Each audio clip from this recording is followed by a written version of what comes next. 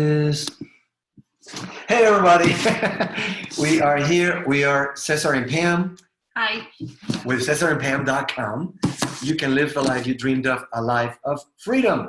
And we have two subjects we're going to cover today. And the first subject is a question that a dear friend of ours asked us when she watched one of our previous videos. And just as a reminder, we have a business, an online business in the travel industry, but our motto is we want to help you grow your business and achieve your dreams without having you sell your soul, your family, or your health in order to grow your business or achieve your dreams. We believe that it's actually through being a good steward of the resources that God gave you, including your relationships in your life, that you can accomplish those dreams. So within that, we talk about finances in the home, health in the home, parenting, homeschooling. We have 6 kids, and also business questions and answers. Just send us your questions. For us, our life didn't really change a whole lot because we work from home.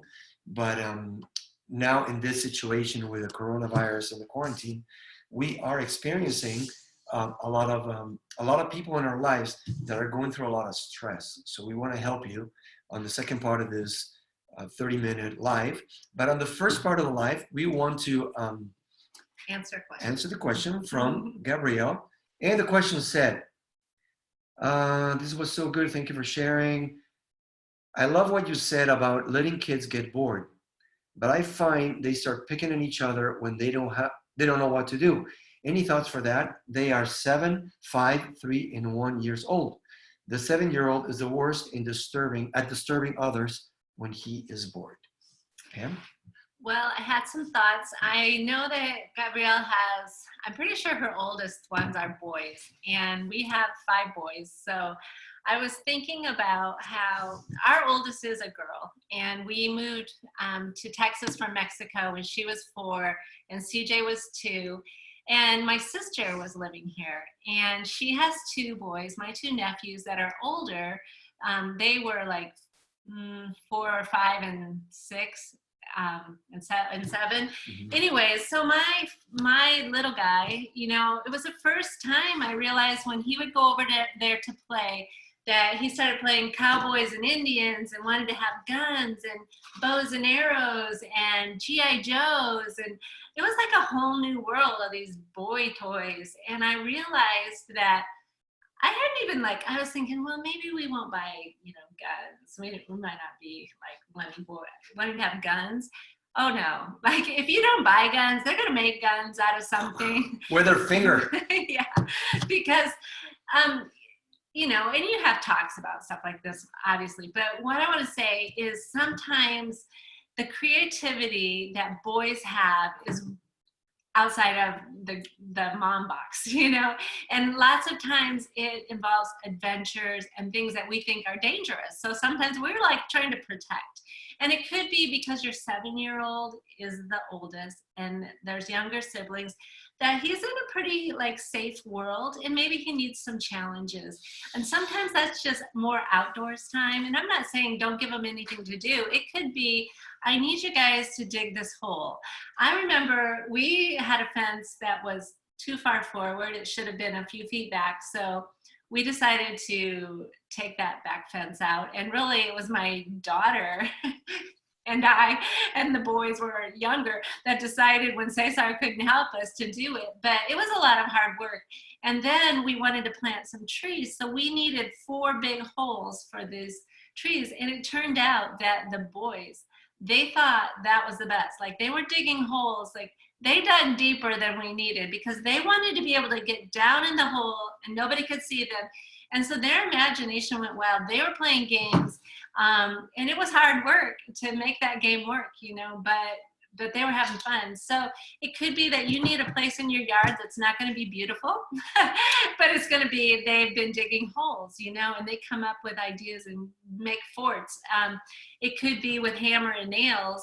And I'm not saying, that the younger ones can handle that, but you may need to think of some things that the older one can do that aren't totally safe, I was also remembering you used to, when when my nephews lived here in Texas and I had the baby, Nico was born, he would take the older ones, well, they're still little, you know, like your 5 and 7-year-old Gabrielle, and they would go on these excursions.